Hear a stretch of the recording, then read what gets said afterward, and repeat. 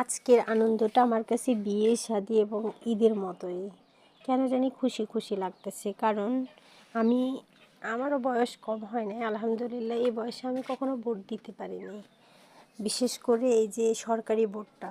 যাক আলহামদুলিল্লাহ, আজকে আল্লাহর হুকুমে স্বাধীনভাবে আমি ভোট দিতে যাচ্ছি, ভোট দিয়ে আসতেছি।